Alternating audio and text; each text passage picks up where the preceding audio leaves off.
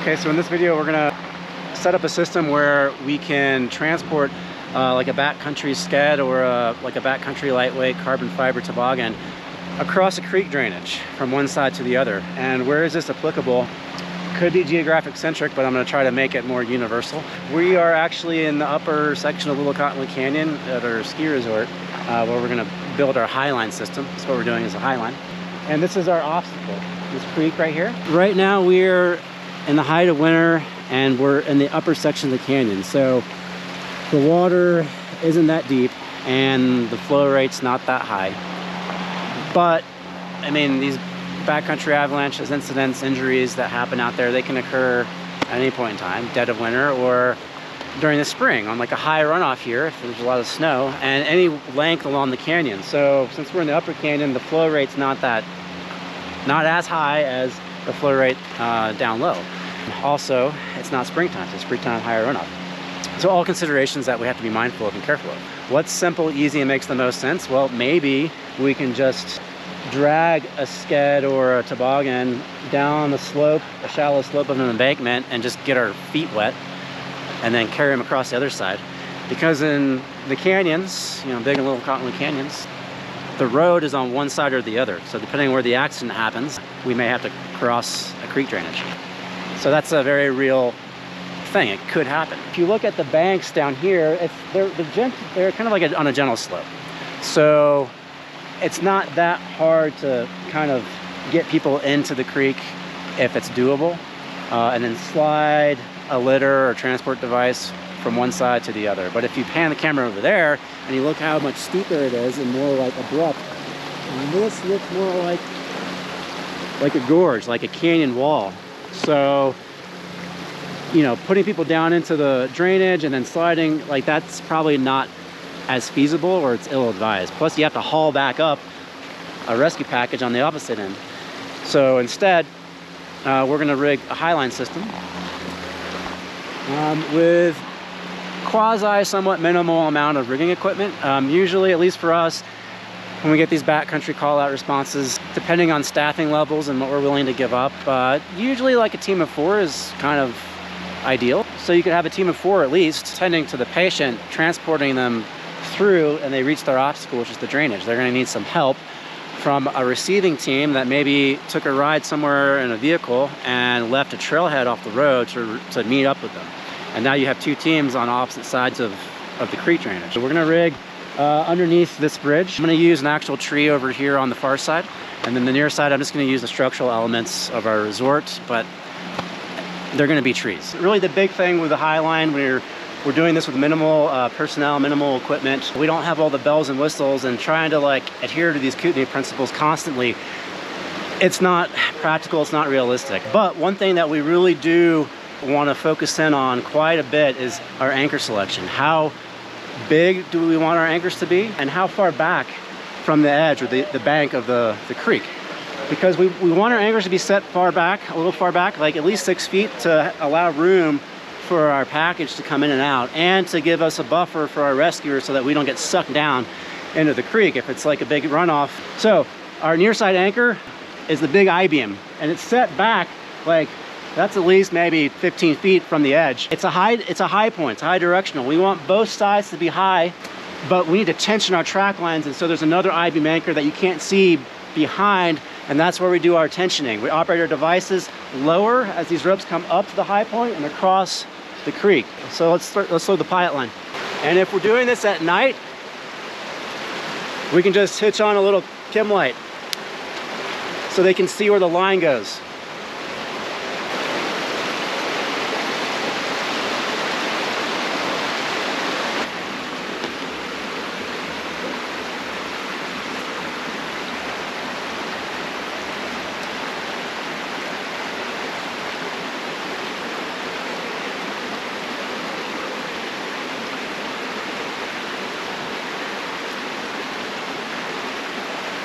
Okay, pull.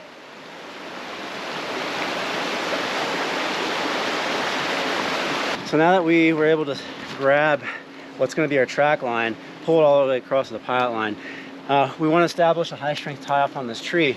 And well, how many wraps do we need? Probably about 4 is probably ideal. If we hugged it. We hugged the tree. It's pretty girthy, so it's probably a little more than an arm span. So a little more than 4 of my arm spans, maybe 6. I'm just gonna estimate this out, figure out how much I need to make. So we're gonna go 1, 2, 6, and maybe one more for good measure. And then I start wrapping. And I want this to be as high as I can, like within reason. I want to be able to reach and tie it off, but I don't want it to be low. So maybe about right there. I'm going to start my wraps down. This bow line is going to see very little tension, if any at all. It'll just kind of keep everything set and secure. So here we have excess rope that we don't need. They can pull the rest of this across, and then we can start tensioning our line. So take on black. So in our kits, we only have 2 IDs, and for simplicity, we're going to dedicate those to the near and far side control line. So we don't really have like a fast progress capture on our track line tensioning system. But we can always revert back to old school with a prusik rope grab. Since this is technically a Highline and we're applying like high tension, we are going to try to double up and do tandem prusiks. It's not a tandem prusik belay, we just want that extra gripping power. And since our prusiks are the same size, if I can get like a 4 or 5 wrap prusik on one, and then like maybe a 3 wrap on the other, will be good. I'm just going to use 1 carabiner to secure all this in, starting with our prusiks kind of down low. And I'm going to get the long one in first, so it'll sag more than the short one.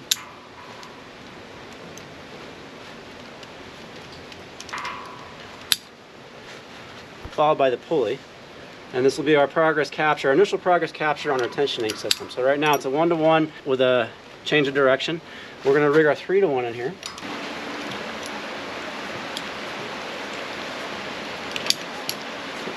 So we've got our track line set. It's under some moderate tension. Our pilot line we're going to attach to the set of equipment that we're going to need for the far side control line. So an anchor, carabiner to a device, and then this is the control line. So go ahead, pull.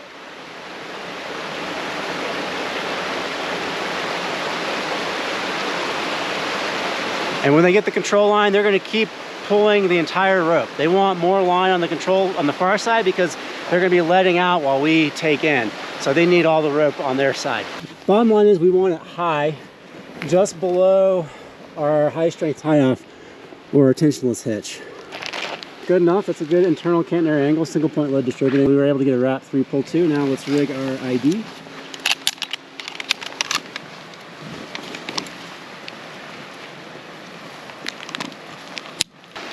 Our skeds don't have like a kind of a dedicated kit for like a Highline across a creek drainage, but our carbon fiber one does. And it's kind of an experimental stage, but it comes with a 4-point bridle and everything you need to rig it up into a carriage. So let's go ahead and start that process. Okay, down on track.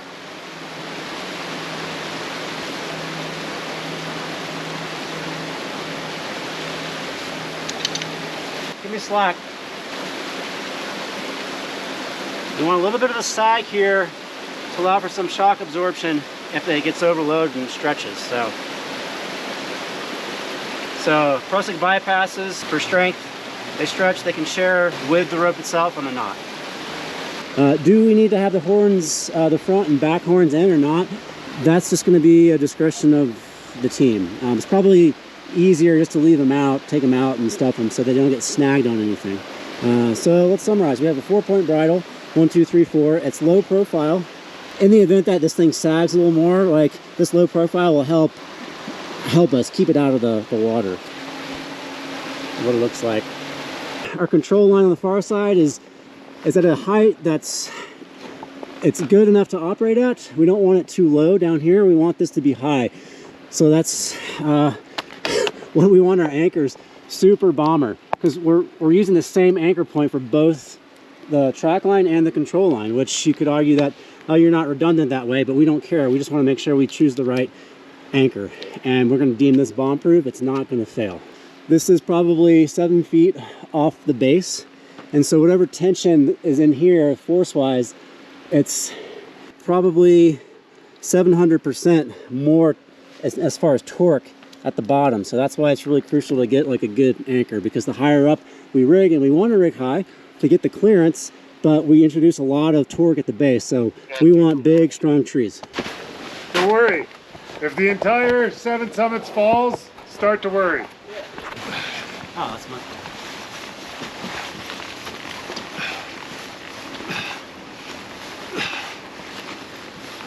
So 3-to-1 had to convert to a 6-to-1. A lot of rope stretch, or spans a little bit long, so that introduces a lot of rope stretch. And we're going to try to float her across, see what happens. We may have to reconvert maybe another 6 to get just a little bit more lift and we'll eliminate that sag. Give me a thumbs up that you consent to this. Okay. Round 2, we had a lot of sag because we had a big span. We're going to actually shorten our anchors and make them closer to the banks of the drainage. So fingers crossed. Yeah. And here, let's give that to Catherine. Here you go.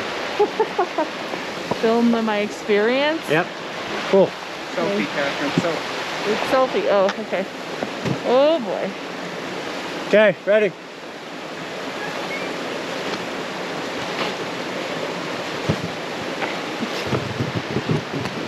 Just hand over hand. Oh boy.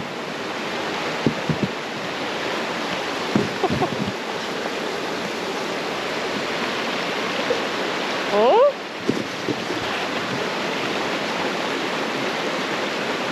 Okay, Catherine, give it back to me. Okay. All right, let's see how we're doing.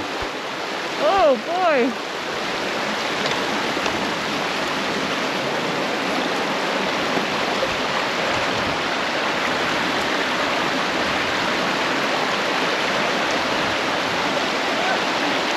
So that's probably about 120-degree catenary angle. So we can tension this more. This is I don't know, 3/8 inch. This rope is 22 kilonewton breaking strength, unknotted, so 5,000 pounds. So we can tension this up to like a 160, 170 catenary angle. At 170 is probably 6 times the weight of Catherine. So if we assume that's a 1 kilonewton or 225 pounds, multiply that by 6, it's 6 kilonewtons of tension that we could probably get away with on like a, I don't know, like a 5-to-1 safety factor. I gotta do the math, but it will work.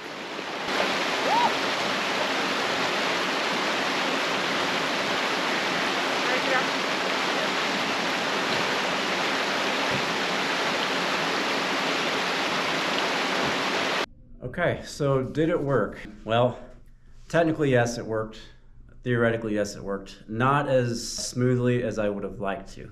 And there's the main reason for that. The sag that we had, the internal catenary angle here, I would have liked to have gotten that a lot tighter. And the ropes that we were using kind of were very stretchy, and also the span, our initial span was pretty long. And also, when we were doing this, I only had 5 people total. That's 5 people to narrate, to film for a victim, and then to run the whole op. So in reality, I'm gonna want a lot more people, especially for the near side here. I want at least 4 haulers on a 6-to-1 mechanical advantage to get our catenary angle here flatter. I think it looked like it was maybe around 120, 130 was probably the best we could do, just eyeballing it. But if we can get this thing between 160 to 170, I think that would have cleared the banks a lot better. We can do that if we have a more significant haul team. So you're probably wondering, well, what about the safety factors, and aren't you breaking those rules?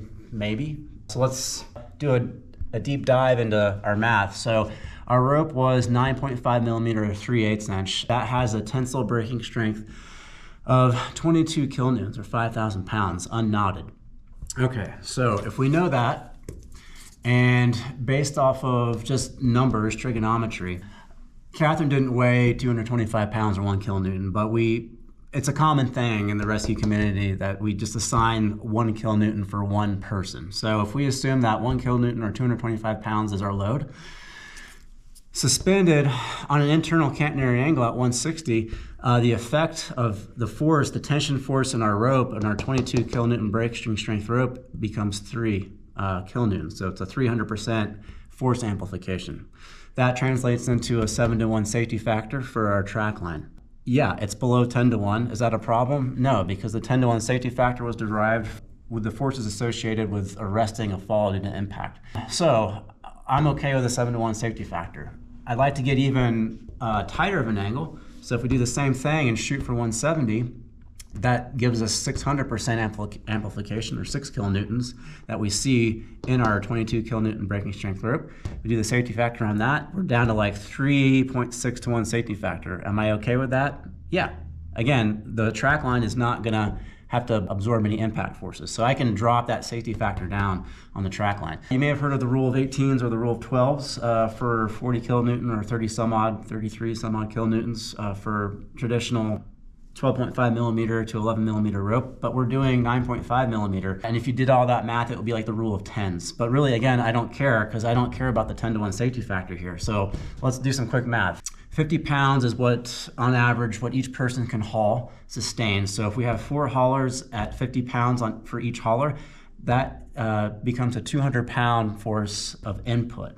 And if we go through a mechanical advantage system on a 6-to-1, we multiply 200 pounds of input force times 6, we get 1,200 pounds or 5 kilonewtons. So if I put 4 people on a haul system, we could expect the best we could probably be able to do to tension our track line system is probably around 5 kilonewtons. So we aren't gonna get this 170 angle with our 4 haulers, but we can get somewhere between 160 to 170 at 5 kilonewtons. And our safety factor is kind of gonna land somewhere in the middle, maybe 4 or 5 to 1. So I'm okay with that.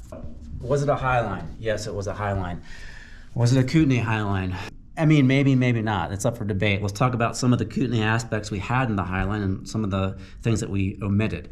So we had IDs on our near and far side control line. They're also rated belay devices, and the control line is a belay system for a failing track line. So yes, that's a good Kootenai principle right there that we adhered to. We had tandem prusiks on the tensioning system. No knots there. So capturing our tension on the near side, we adequately addressed that. So another kind of Kootenai principle there. No knots anywhere. Yeah, there are some knots, but they were bypassed with prusiks. So, and all of our anchoring too, they were wrap 3 pull 2s, and the knot didn't see any tension. So we adhere to those Kootenai principles. So in that respect, yes, you could say, oh yeah, it's a Kootenai Highline. Okay, let's look at how it could not be a Kootenai Highline. We're dealing with smaller diameter rope and smaller diameter prusiks. So again, 3/8 inch or 9.5 millimeter diameter ropes paired with 7 millimeter prusiks. So in total, like, our strength is less, but that's all relative based off of the load or the effects of the load that we're trying to move. So that's debatable. You could say, okay, no, you weren't adhering to Kootenai principles there. Okay, the track and control lines, they were on the same anchor point. So if the anchor point itself on the track line failed, then so would the control line. So you could argue that we did not adhere to Kootenai principles there. However, if we select really big bomber anchors, then this is a moot point. We dropped below 10-to-1 safety factor. And you could argue that, oh yeah, if you drop below that, you weren't adhering to Kootenai rules or principles. Okay, I addressed the 10-to-1 safety factor and its relevancy, so you could argue either way on that. So, Kootenai or not, I don't know, you decide. Was it a Highline?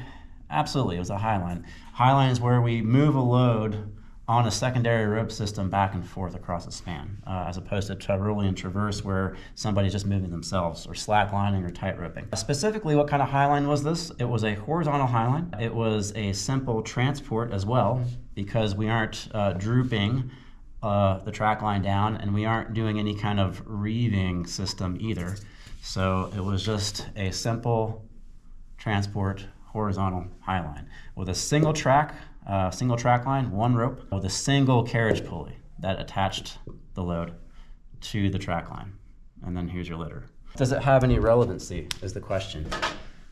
Are we going to incorporate this into like A training program? Probably not, because we at least need to address it. This kind of thing is a low frequency, high consequence event, because this is like one of the only real viable solutions to move a package across where you have a really high flow, or CFS, cubic feet per second, water, and or like the embankments are really steep, and like it's just not gonna happen trying to like move the whole team with the toboggan or the sked down into this mess and then get back up. High hazard consequences for rescuers and our patient. It may never happen. It may happen once in a career, once in somebody's lifetime, but we've addressed it. This is a solution. I think we can get a tighter angle with more haulers in real life and actually make that that process going back and forth a lot easier. But in most cases, the reality is this is what's going to happen. It's going to be a low frequency, low consequence event, because chances are you're probably going to have easy access to point A to point B across the drainage, and the water is probably not moving very fast. There's not a whole lot of it volume-wise. The biggest hazard here is just tripping on your ski boots and just falling on your hip.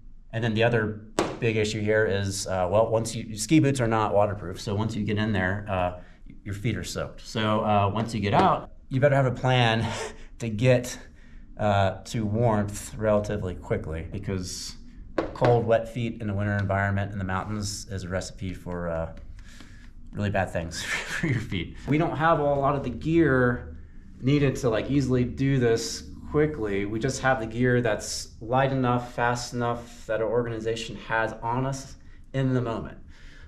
So if it's more like a campaign kind of thing, we can call in for additional resources wherever they may be from whatever jurisdiction and build more elaborate systems. But ultimately, it's all about patient care. So and balancing like safety to the rescuers, safety to the patient, and timeliness. So there you have it.